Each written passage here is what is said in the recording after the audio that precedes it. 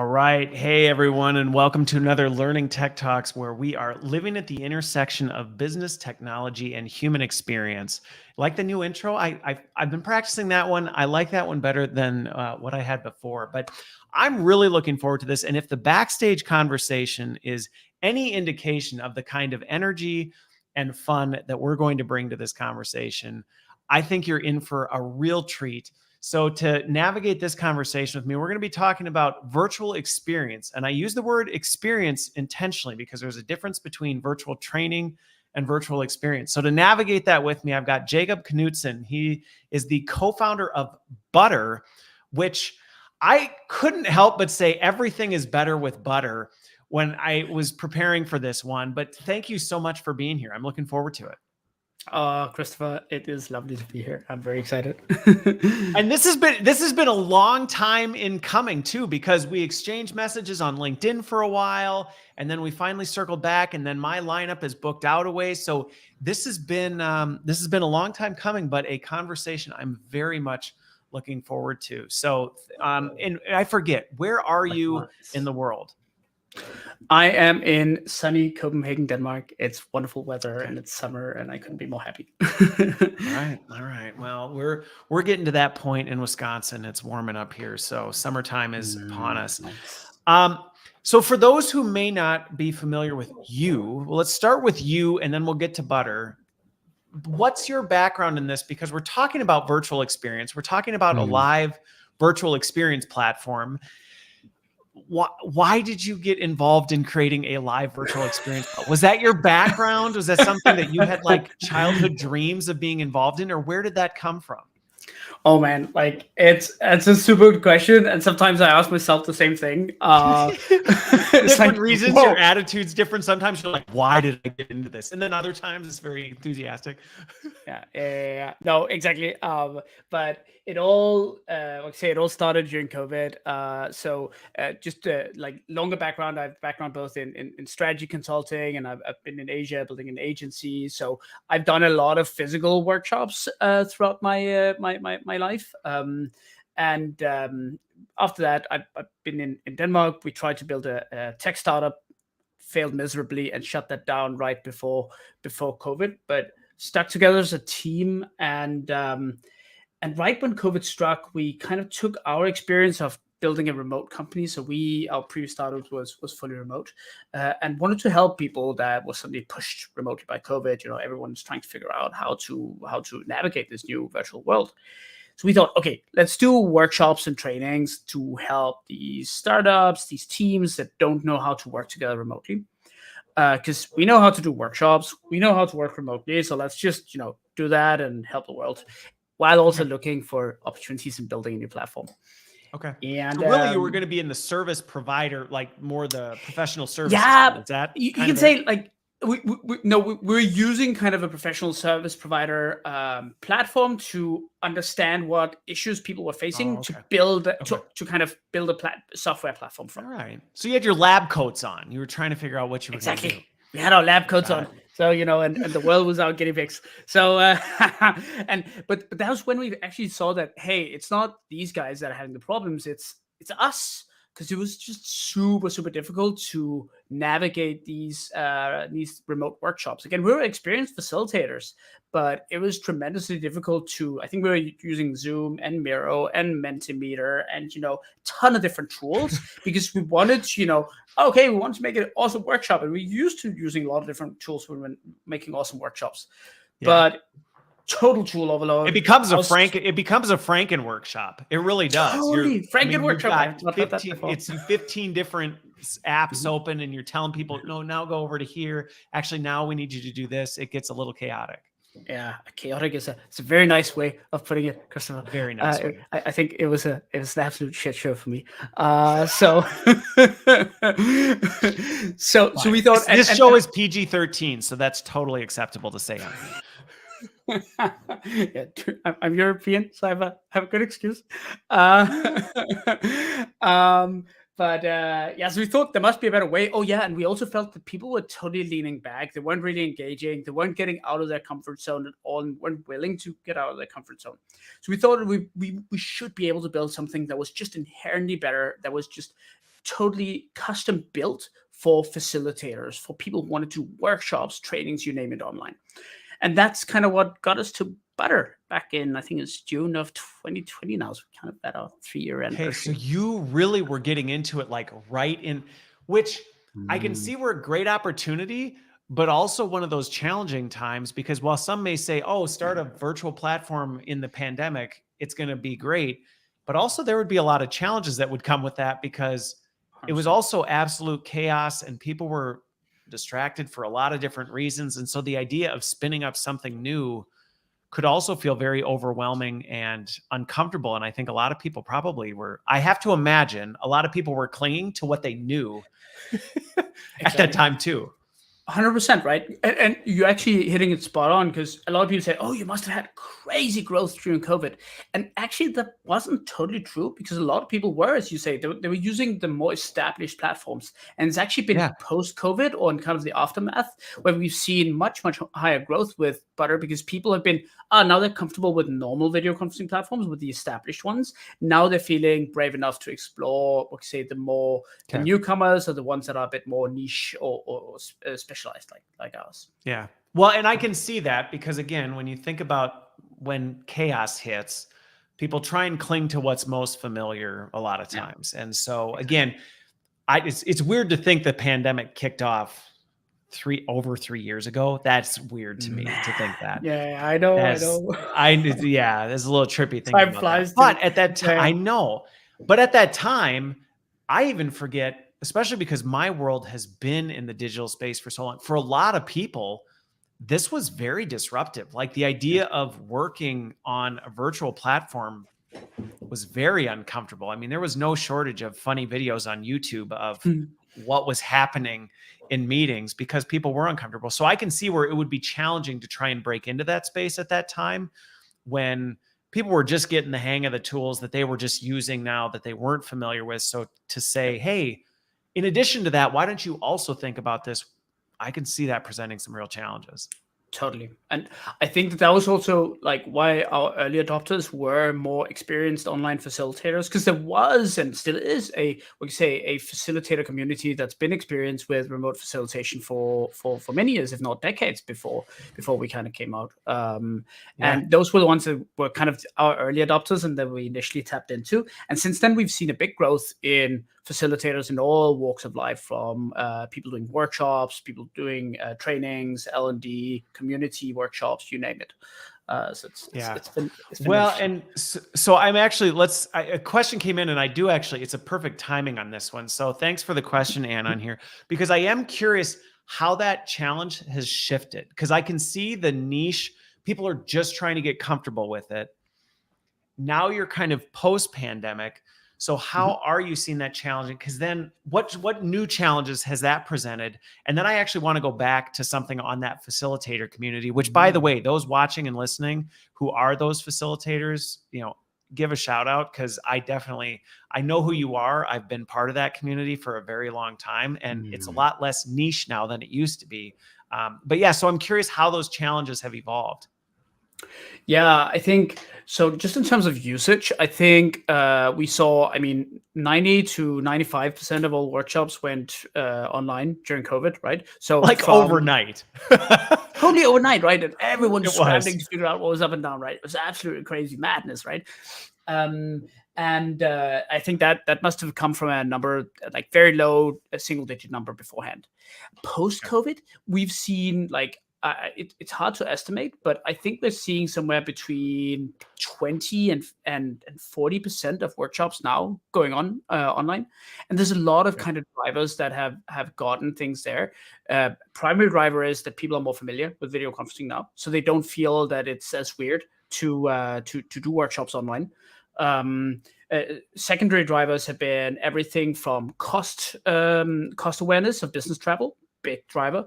It's Big been drive, especially right now with the economic uncertainty with things. especially now with the economic uncertainty, Yeah. right? It's been agencies or facilitators suddenly seeing their clientele becoming way more distributed. Suddenly, UK-based agencies had US-based clients, had clients in South Africa, you name it, right? And that's only possible through remote facilitation. and there's also become a much higher CO2 awareness and in terms of business travel. So a lot of larger organizations have reduced business travel massively because they're so focused on their CO2 budgets. So there's a lot of drivers that kind of makes that number.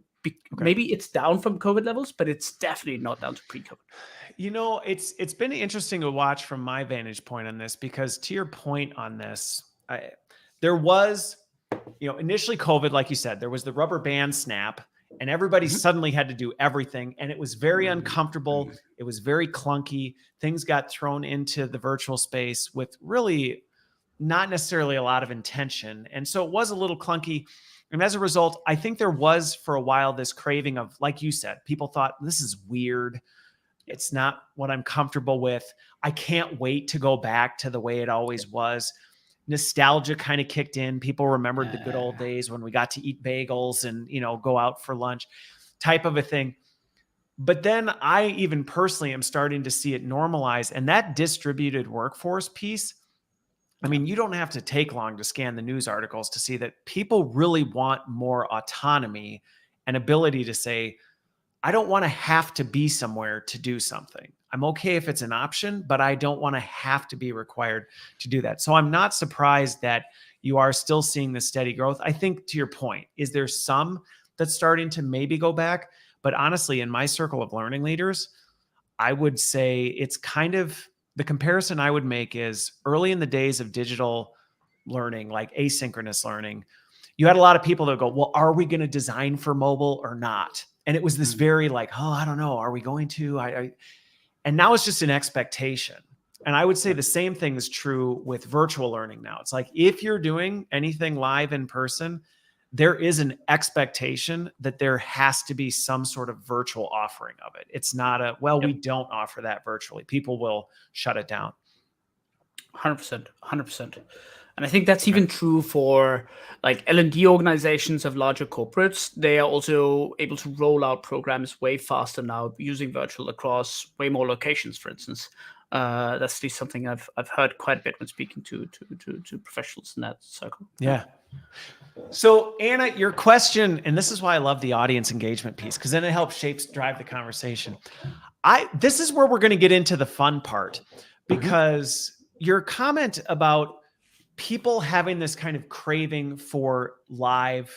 And I think sometimes people get the mistake that live in person is different than live virtual, but I think for a good reason, because many of the memories people have, or even current experiences people have with virtual meetings, are not always positive ones, which I get the sense, what I know about Butter and having used the platform myself, you were trying to break that idea that virtual has to suck or be a second-class experience. Is that reasonable?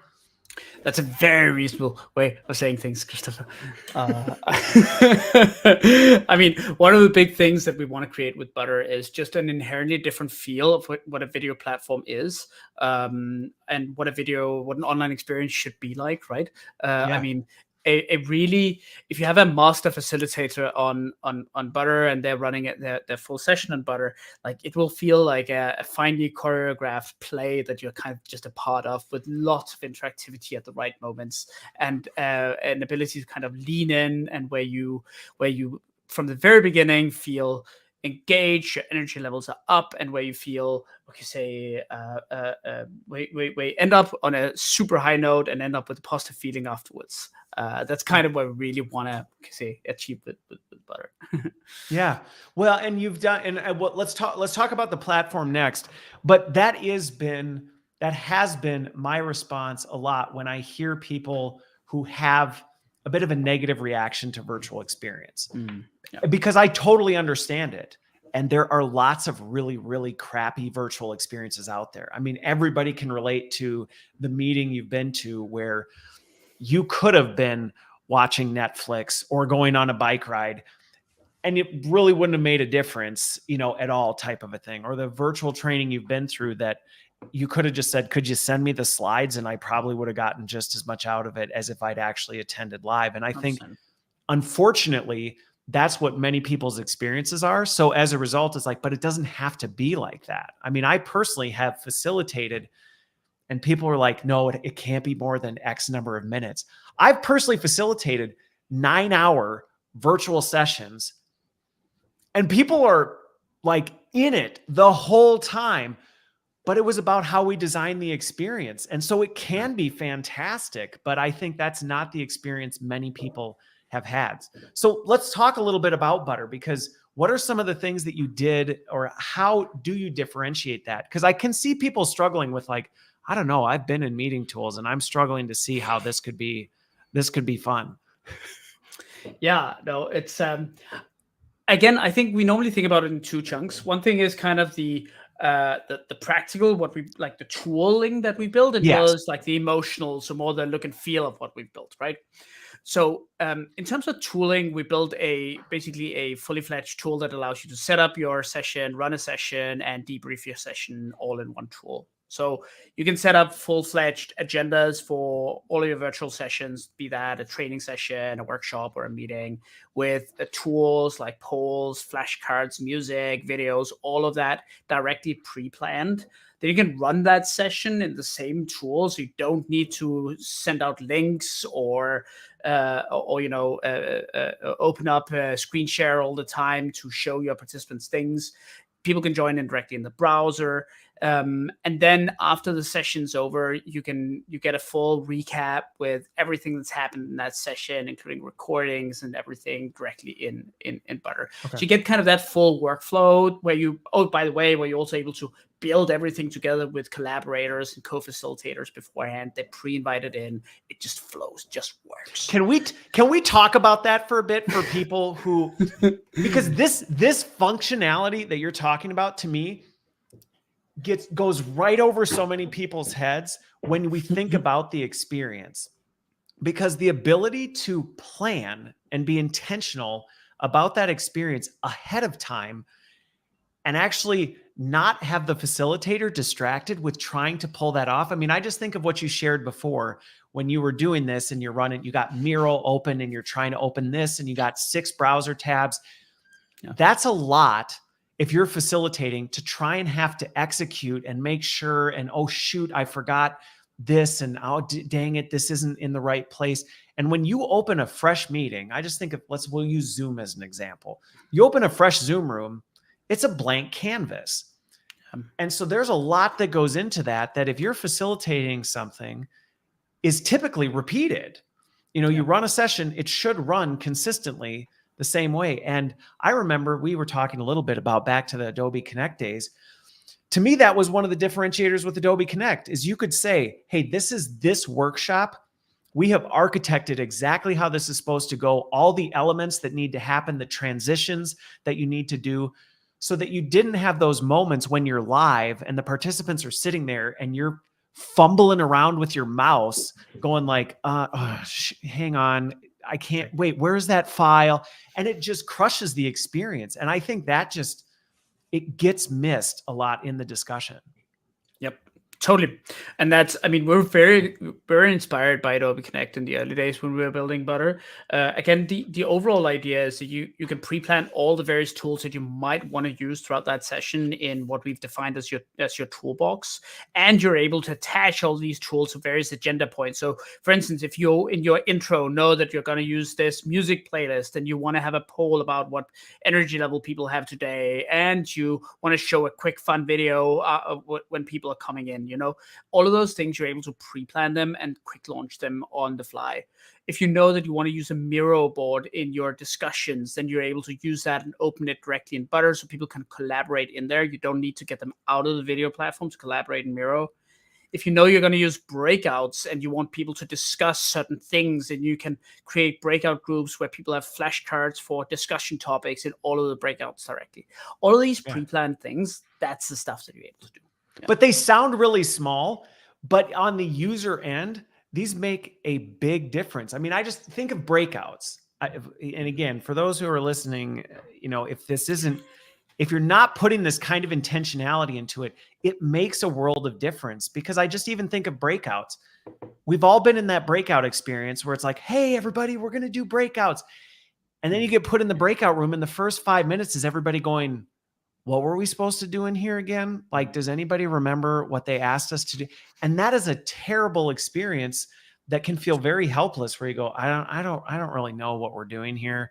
Why are we trying to do this? Versus if you know, hey, when they get to the breakouts, these are the questions that we want them to be discussing. Here's some of the instructions, and you can have those ready in the breakouts.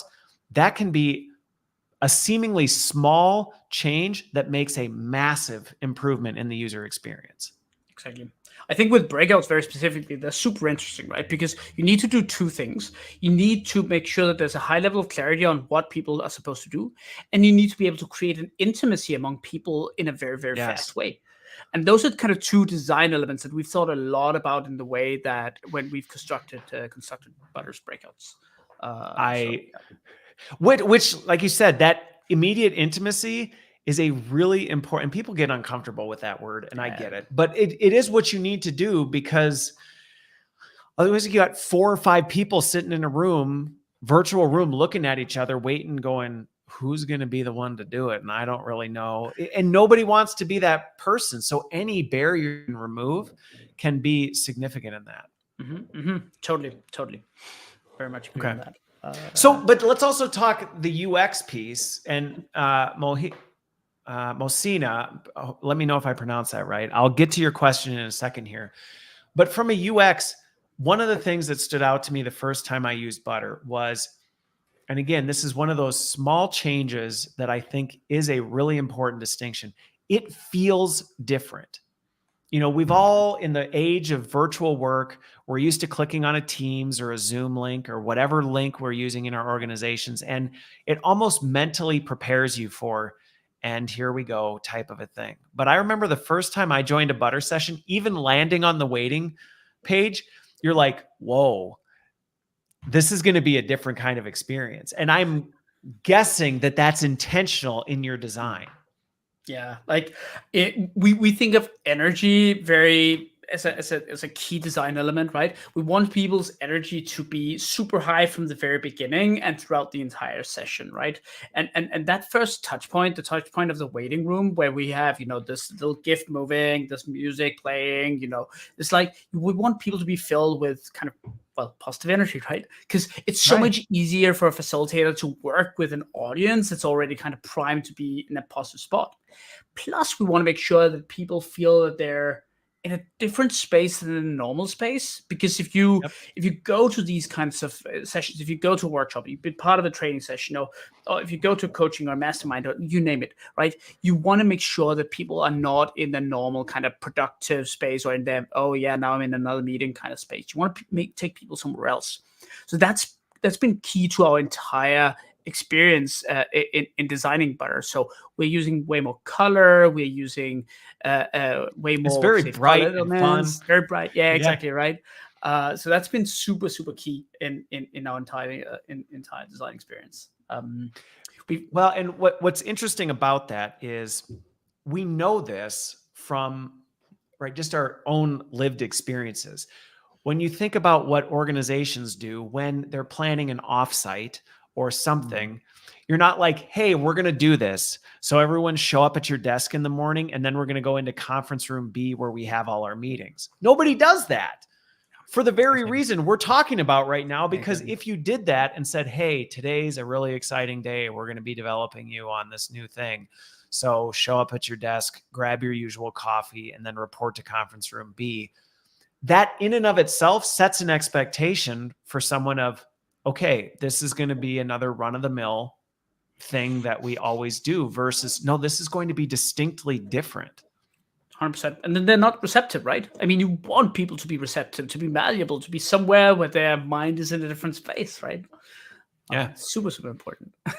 Okay. Well, so the question, Mosina, let's jump to your question on this, and then I want to shift to another transition point. But in terms of the customer service piece, I guarantee I know the answer to this first one of, do you offer it? But I am curious what that is like from a customer experience standpoint, because I have no doubt that people who may be newer to the space or looking to really differentiate in the space, they may not always have the tools or the resources to know how to do it well. So what does that look like for you? I think So firstly, it is absurdly important. And if let me also just say, if anyone's used Butter and you think we have bad customer service, please DM me, and I'll be absolutely sure to give you the best experience of your life. So it's a personal commitment, and you said it live, so I can't even go back and like edit this. 100%. It's live now. So customer experience services is tremendously important, right? I think when you're trying to change something, then you need to be personally committed to do that. And I am, and we are personally committed to help out every single user or customer that we have in terms of having the best possible say use of the platform. I mean, that goes all the way from beginning of onboarding. I think every week or every other week we do like team orientation calls. Like it's either me or my coworker Cheska that does that personally to do like a quick orientation for new users. We do customer support on a daily basis. All of us chime in, and also all of us from senior leadership, we chime in on the customer service itself to have that feel with what problems the users are facing, so we're able to react to it. I actually think that customer support is one of the unsung heroes of startups, or great customer support is one of the unsung heroes. Like it's one of those things that enable you to just perform so much better than the established incumbents that are not able to offer this at scale, but don't care at the same level as you do, because it's our baby, right? I mean, you say, and the thing is, as much as it's, I'm sure the big players would say, no, we do care. At the end of the day, it's one of those, you're doing this at scale, you've established a big enough, and I see this as an issue for a lot of companies. They reach a certain point, they hit a certain size, and you know, whether this person's unhappy or that person's unhappy, we really can't concern ourselves with that because we've got, 80 bajillion other people to deal with, and you really, in the grand scheme of things, don't matter. And I know they would never publicly say that, but I think to your point, in a startup environment, in a more intimate environment like that, you do have an opportunity to be able to support at a higher degree than you can from anyone else, which, with what we're talking about, that higher degree of intentionality in the virtual experience, I think is necessary. 100%. And it's true, because we care. And it's insane sometimes how much we end up caring, right? All right. So I do want to, there's two areas I want to go. Well, actually, there's a lot. So we'll see how much we can fit in the time. But the first is, I can see that if you're talking to folks, who are saying, it sounds interesting, looks like, a cool tool, I can see where you'd be able to differentiate all this other kind of stuff. Inevitably, and I just know this as a learning leader for organizations, you're going to, at some point, although, maybe not necessarily, but depending on the organization, you're at some point going to have to engage with your IT or your finance partners on moving forward. And inevitably, you're going to get the questions, well, we already have Zoom, Teams, whatever type of a thing. And sometimes where I've seen this go off the rails is people go into it trying to present this as a replacement for those. And then you run into all sort of IT headwinds because they're just like, listen, like this is our enterprise tool, like type of a thing. And not everybody knows how to navigate that conversation. So how do you see people, and I definitely have a point of view on this, but I'd be curious your take on how do you see people navigating that effectively? Because I can see that inadvertently shutting people down, and they go, well, IT said no, when really they said no to your approach. And had you pivoted your approach, you may have a very different experience. 100%. And it's a difficult one. And it's something that I'll be honest, that we have had to try several angles to be able to successfully navigate. Again, the number one most important thing for us is to kind of establish our champions in the organizations, right? If we don't have someone that feel the value of Butter first before they begin presenting us to IT, then it's a battle that's already lost. So again, we're very focused on providing quite a lot of value, both through free trials and through a freemium platform that everyone can try out. And we even have a lot of people in large organizations that have placed their own personal credit card on and are using Butter, and they're almost like in the dark of IT or under the noses, right? I know my CISO listeners are just going like, wait, what? Ooh, is that happening? Oh. Well, it's happening everywhere. So yeah, I get it. I can tell you butter is spreading. It's so again. I just got the butter is spreading joke. By the way, you know what? For folks listening, if you have any good butter puns, feel free to throw them in. That was a good one. It was sly. Nah, it was. We could do better. Let's see. The big thing that we've seen where we've seen people be most successful in going to IT is just saying like, look, this is a different training environment. This is like, look at this is what I could do with butter. This is what I can do with butter. This is what I can do with a traditional video conferencing tool. Actually, it's not even like butter does all of these things. This normal video conferencing tool does these things, right? Something that we're seeing, that we've at least seen IT listen a lot to is more tick boxing, approach, where you need to make it very clear that the needs that you have for this particular use case are these, and Butter kind of ticks all of these various boxes, whereas Teams or Zoom only ticks these few boxes. And we're able to do that because we're a specialized tool. We're focused on this use case. So we do a lot of things that are better for this particular use case, whereas Zoom and Teams and Meet, they're general tools that can do a lot of stuff for a lot of different use cases, but they just can't go as deep as we can.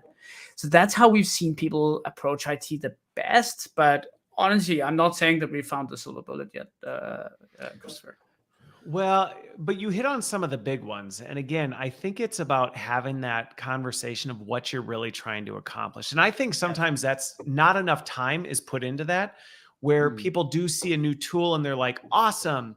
And then they run and they go say, hey, we need this. And IT starts asking legitimate questions. Why? 100%. Why do you need 100%. This versus that? Why can't you do it with this tool?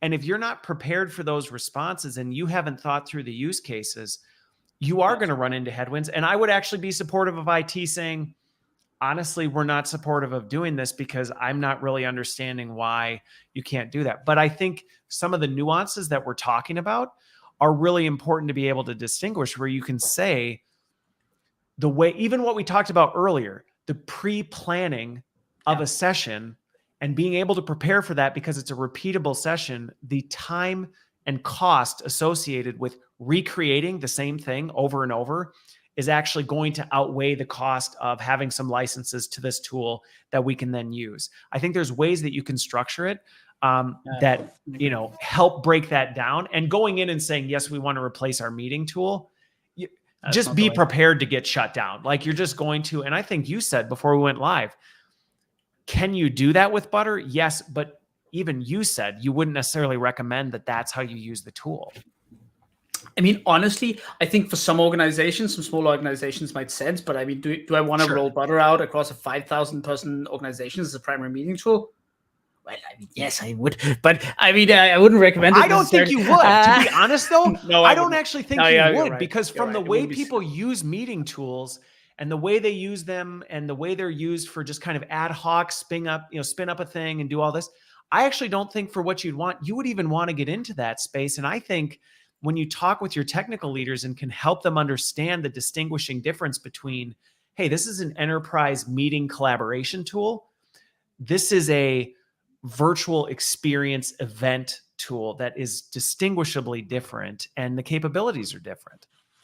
And I think it's all, like you said it very well, it's all about arming your champions, right? I mean, you need to make sure that the people in the organization that are taking this to IT, that they actually know the main points that they need to hit. Yeah. So something else, though, that, again, I'm just familiar enough with it to kind of pull some of these factors out. So I'd rather people understand it. But one of the other things that I know sometimes people get hung up on, and I've seen this even, IT has blown these things up. And I think you have done a really good job of focusing on an HTML5 browser first mentality. It's not that you don't have an app, but the fact that you have a browser first mentality does make a difference, because sometimes those add-ins and browser extensions and all these other things, they lead to a lot of problems in the IT infrastructure, because it starts to create things like, well, on our conference room devices, we only have like these things installed. And so we can't, we're not going to install another thing across all our IT infrastructure and manage that app to do that. Versus when you can say you truly can access this without any sort of add-in, that really is a distinguishing difference and reduces the friction from a user experience standpoint. Totally. And I mean, it's also necessary because a lot of people, like the hosts or the facilitators, will use Butter over and over, but a lot of participants, they might not be in a lot of Butter sessions, right? So asking them to create an account or download something or whatever it's a big ask. It So we is. want to make sure that we're agnostic on that, and that people can join in as participants directly in the browser without having to install anything. So it's been a big focus point of ours from very early days. I will say we also support mobile, and on that, like on mobile, we are asking people to download an app because there's just too many instances of stuff not going wrong or going very well. So on that one, I actually want to ask you about this one, but before I do, Lindsay, thank you for the butter pun. I like it. See, we got some love coming in from other things. So if anybody's got any other creative ones, share them, and we'll pin you on there. But on the mobile experience, because I've gotten this pushback, I get a little feisty on this because people will say, well, the mobile experience isn't always that great. And my challenge is, if you're asking someone to truly engage in a virtual experience, why are you even allowing them to do it on a mobile device? Because in and of itself, you are not creating an environment where they can. Now, I will say, is it different if the person has an iPad Pro and that is their main mobile device, and that's, they're treating it like a desktop experience? But I'm curious your take on that, because I struggle to see a world where you can truly engage in a meaningful virtual experience from your phone. So, Christopher, I agreed with you for a very long time, and we were very opinionated on not launching Butter Mobile. And I think we only launched it, it's a little over a year ago, I believe, that we actually fully launched our first Butter. Stoney? I forget, time flies. But we were very late in launching our mobile experience. But there was such heavy demand that we could not stem the tide any longer. And now over 50% of all joiners in larger workshops. 50%? Are you serious? So it's okay. You know what? I appreciate when people actually push back, because it's never fun when everybody's just nodding and agreeing. So that's actually interesting to hear too, based on data, that you're actually seeing that many users engaging in live virtual experiences from their mobile device. Yep. And that basically means that you need to design for mobile experiences as well. You cannot simply force people on their desktop. I do think that there's a big benefit in being desktop focused, because you've got so much more real estate to do. You can do way more interactive experiences with people, but you do need to cater for people that are only on mobile. So I think so it's been a big focus of ours to slowly get mobile up to the same level of capability that our desktop app is. Still not fully there yet, but it's something that we're actively talking about and thinking about because of this staggering number. You know what? I actually appreciate the fact that we dug into this, because I think that's things that people need to hear as designers and facilitators, that we can't take for granted the fact that, okay, well, let's just only build this for now. Granted, I mean, I can see somebody, driving their car down the highway is probably not going to have the same experience, but again, might somebody be actively participating from their living room couch? And it's something where it's like, look, I'm not I don't want to go have to sit at my desk to participate in this. So we may actually be limiting that. Not only that, but I think that we have to also consider there's a large audience who may not be as desktop capable or have accessibility as well. Exactly. And I think that you're hitting the hammer on the nail there, because there's a large amount of users in developing countries that are mobile first by default. And we got tons of users in, say, Brazil, Indonesia, Vietnam, and many of those, India, for that sake, many of those are mobile first, which probably also kind of affects our numbers quite a bit there.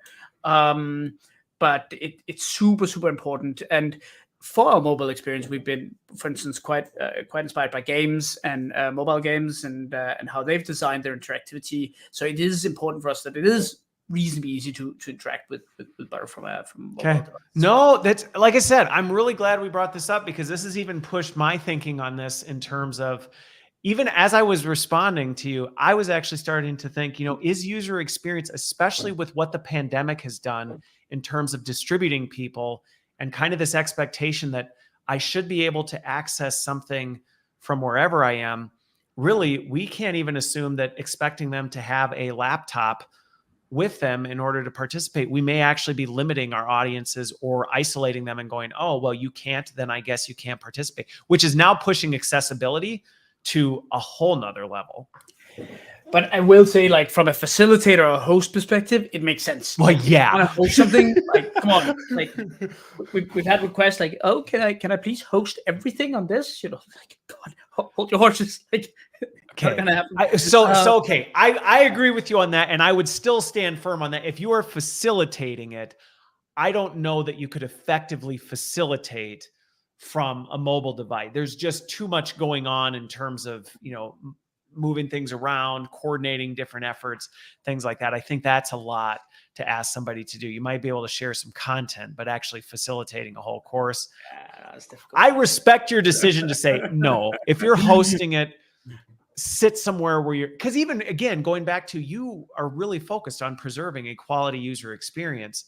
Yeah. And it's one thing if participants are mobile, but if your host is like, yeah, I can see that really destroying the user experience. Yep. Okay. Wow, though 50% of users. So I am curious. This actually, your comment about a lot of the use in Brazil and South America, which having worked in a lot of global organizations, it's always fascinating to me seeing the different cultural differences come out. It doesn't surprise me one bit that you have a large footprint in South America, but I'm actually really curious because of the fun and different element that you bring. Do you see cultural differences in terms of like where your platform really gains traction and where sometimes you have to overcome kind of some of the cultural, like, well, that's a little too informal for us type of a thing? Yeah, like our biggest market is still the US, so that is where our largest footprint is. But where we've seen great traction has been in Southeast Asia and East Asia. It's been amazing to see a lot of positive reception around the way that we've designed the app there. Where we've seen a little bit more conservatism has been in, say, Germany and really. Yeah, so and part of the continental Europe, where some people have a different understanding of what professional needs to look like.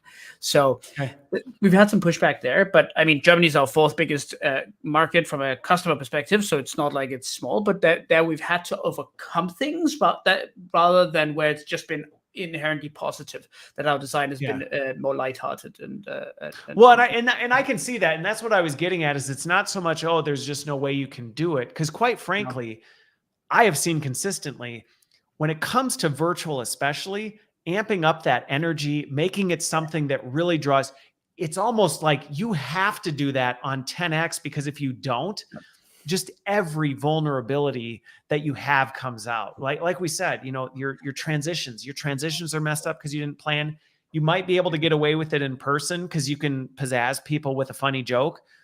In the virtual world, people are like, this is taking too long and I'm bored. So I can see where, what you're doing. It would just take a little bit to help people overcome the barrier of, well, this feels a little bit too fun.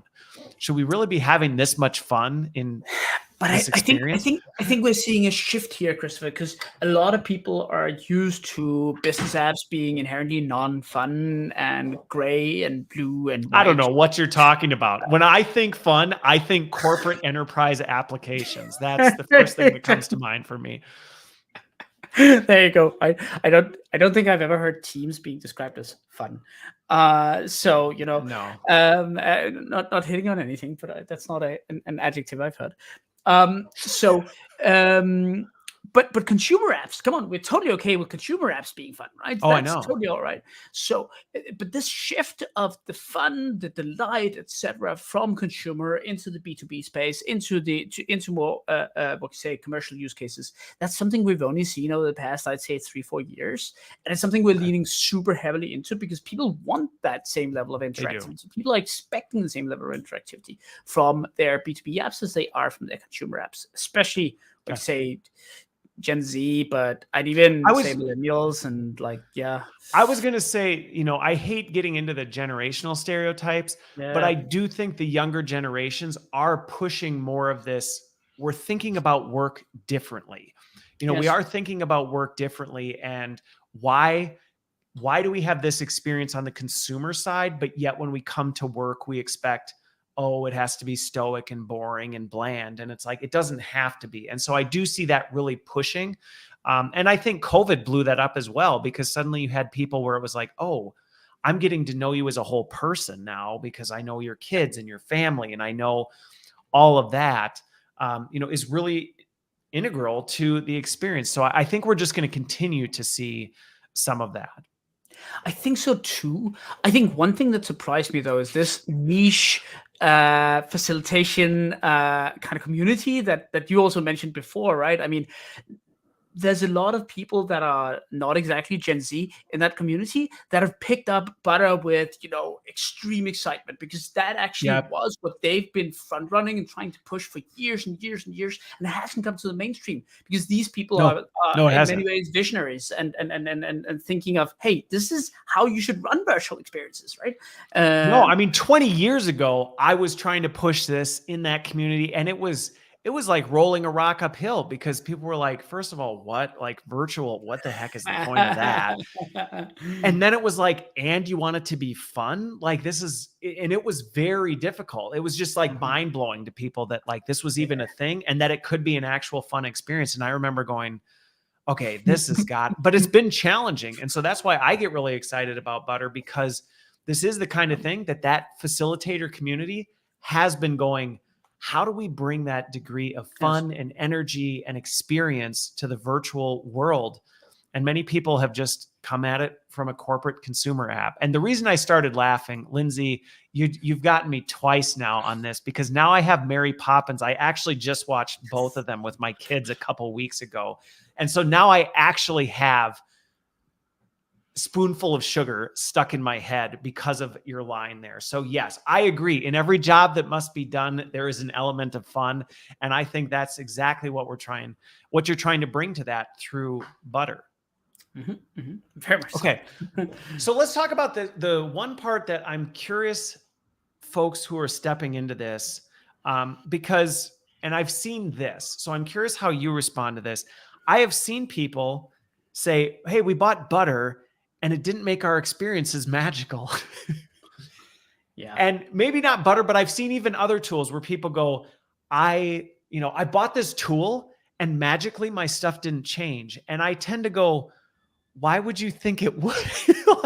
That's my response. Like, why would you think that simply having the tool is an enabler of it, but there is some work that has to be done. So for those who may have just taken, say, an in-person workshop and chucked it into Zoom somewhat carelessly, and now they have this virtual workshop and they're going, man, we really need to amp this up. I can see Butter bringing a new level of flair to it, but if you're still doing the same thing you were doing before and simply doing it in Butter, I think even you would say, yeah, you're not going to see this dramatic transformation of the experience simply because of the tech.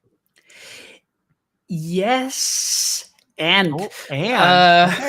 Hey, this is twice we've disagreed. So this is great. So I'm actually more building on it, because we've talked a lot about this internally in Butter. Are we just building this tool for experienced facilitators to know exactly what to do and pick it up, and then they understand, oh yes, hey, this is how we're going to use it? But we actually believe that facilitation is one of those skills that need to go way more mainstream. That in a virtual world, you need to be a great facilitator, and we think that we kind of want to enable that. So no, we don't think that you can go into Butter and just do exactly what you do, use none of the tools, use none of the special stuff in there, and just kind of say, oh, but nothing worked, right? But we are, very particular about the way that we're building the experience and guiding people to use more different tools, use an agenda actively in the session, use a lot of stuff that we built pre-plan it. Like everything that we're doing in the product is leading people towards doing these things. And I do think that helps even the inexperienced facilitator or the person that might not exactly know how to do things in, making, maybe not magical, but at least, slightly better. Well, but I think it's a fair pushback in that I agree with, and having experienced Butter and used it, there is some stuff that just, again, you've designed it as more of a consumer experience. And I do know that there are facilitators, well-intended facilitators, who just struggle with, from the technical acumen, even like, it's confusing how I get people to engage with some of this stuff. And so naturally bringing it to the surface, I can see just even again, hitting the landing page and having an element of fun on the beginning does set a different expectation than, the host has joined the meeting, they'll let you in and you got the swirl. So I can see just naturally it increasing things. But I think to your point, and what I really do agree on, is virtual facilitation skills. I think I said this in like a solo episode where I said skills every professional needs. Virtual facilitation skills is something that every professional should be building right now. And that doesn't just mean I know how to work the tool. Like, no, you need to understand how to engage people in a virtual environment. You need to know how to read the room a bit and be able to understand what's going on and how to talk with people instead of talk at people. And those are skill sets that I think we took for granted pre-pandemic, because we often assumed that because we had proximity, we were like, oh no, I'm actually pretty good at this. I do just fine. And actually you didn't, but the proximity masked a lot of your vulnerabilities, and it created a false sense of, no, I'm actually a really good facilitator because people tolerate me. And it's like, well, you locked them in a room. Like, what do you think? What options did they have? And then they're shocked when in the virtual world, people tune out and it's like, well, you weren't really a very good facilitator before. All virtual did was highlight to you where you were really weak. 100%. I mean, one of our core beliefs is this, that if you are to succeed with any kind of synchronous collaboration in the virtual, you need to be able to facilitate that session. And I mean, right now, Butter is very much focused on more the workshops and training experiences. But one of my, big visions with Butter is helping everyone that wants to collaborate synchronously virtually to basically do so better. And that's very much also by upskilling people in and supporting people in facilitation skills, because you need to facilitate these sessions. You cannot just, jump into a meeting and then look at each other and, wait for something to happen, right? Or pull up a PowerPoint and then be like, all right, we're going to go slide by slide by slide. You can't do that. The bar is way too high. I agree. Totally. So, yeah. So on this one, well, no, so I want to talk a little bit about this though, because if there's, first of all, one, as you're looking at doing that, I would love to help drive some of that, because again, from a skill standpoint, I'm looking at the landscape of work and I'm looking at where we're going from a technology standpoint. And again, I do want to maybe squeak AI into this conversation, so we'll see. But in an AI world, our need to bring our human skills to the next level is going to be critical. And to me, virtual facilitation skills is going to be one of those top skills that people need to develop if they want to differentiate, because that is going to be how you stand out in the world. We're not going back to a world where you can count on everybody being in the same location. Even if you go back to a building, you can't count on everybody being there ever at any point in time. And so virtual facilitation is virtual engagement, facilitation, leadership. That is going to become a core skill that if you don't have it, you are going to languish professionally. And so I just, as you go on that mission to help drive that, I would be more than happy to help push that forward, because I'm behind it. And I really think when people ask me, what kind of skills should I really focus on? I'm like, that is on my list of top skills I think every professional should be looking at. Oh, that's awesome, Christopher. It seems like we're very much in alignment. Yeah, well, I told you we'd have fun on this one. So, okay, I did say I'd squeak this in. We're going to be running out of time, so we'll see how far we get into it. But AI is ubiquitous right now. It's in the air. Everyone's talking about it. I don't know how many YouTube videos I've put out on the state of it. I have a lot of concerns about it. I have a lot of excitement about it. I have very mixed feelings about where it's going in terms of whether it's going to dehumanize us or make us distinguishably more human. And I think right now it's a choice we're going to make, and I'm not sure where we're going to go with it. But I'm curious, as you look at what's possible with AI, you did say this is an area that you're starting to look in at. How can you, and the way you described it to me is, it's going to make people more human because you're going to help that virtual facilitator be able to more humanize that virtual environment. So I'm just curious, as you're looking at the space, how you see that playing out. Yeah, I mean, so let's take two of the simpler things first, right? I mean, Yep. again, as mentioned, we think about Butter as before, so preparation of the session, the during, the running of the session, and the recap, debrief, the after the session stuff, right? Before the session stuff, we've already launched what we call AI agendas now, where AI can help you generate an agenda based on a prompt, right? So if you don't know exactly how to structure a particular type of session, AI can already generate that for you. It only goes like 60 to 80% of the way, but it gives you a really great point of departure. So again, this whole like point of departure thing is great for that part. The after the session part is also pretty like that's pretty, I wouldn't say straightforward. It's very powerful in helping you basically recap everything that's happened in that session, crawl through all the conversations, the transcripts, the chat, the notes, all the documents, pull that out. We just because there's a lot kind of information that you can just so much miss. And information, so right? being able to digest it. Yep. Exactly. So being able to digest that and do it way faster than you'd be able to do as a person, it can surface a lot of those things much, much faster. And we're just launching some of our newest features on that next week. Okay. Now, something I'm also personally excited about, and that's kind of what you mentioned about this whole idea of an AI co-facilitator. And one of the big things and one of the big challenges that we kept hearing facilitators have when we launched was this idea of feeling the room. Like they felt like suddenly when you're in a virtual room, you lost the touch with the participants. You didn't know exactly how people felt and stuff. And we built a lot of stuff that helps people go there.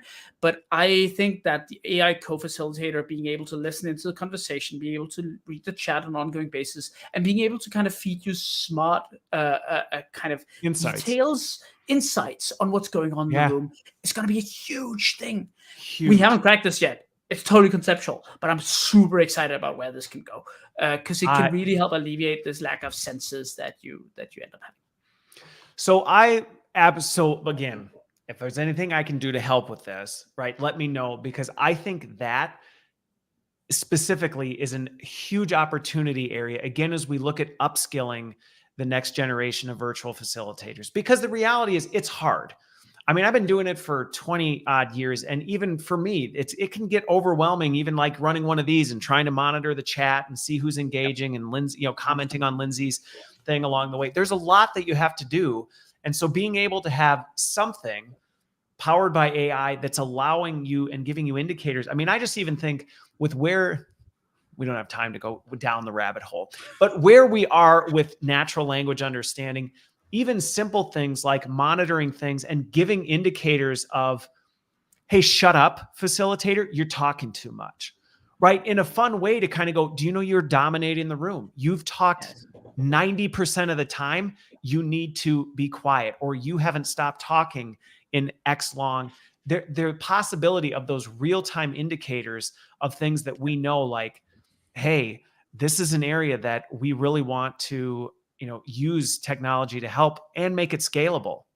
Yep, totally. And funny you should say that, because last week we just launched our talk time indicators. So now you know exactly like percentages and stuff, and then it helps you understand, like, are you just monologuing all along, or is Bob over there? Is he totally taking over the conversation because kind of feel it here, and all of these things. So yeah, and I think that's the kind of future that's, to me, is very bright with what we can do with this technology, because we can start to see things that, I mean, we have our own cognitive biases. We think we're really engaging and we're not. Oh, I'm not talking too much. I feel like it was really, I don't know. What does the data say? Because the data says that out of 59 minutes, you were talking 56 of them. So I actually don't think you were engaging people quite as much as you wanted, just because you said any questions and then paused for 5 seconds. So I love it. I love it.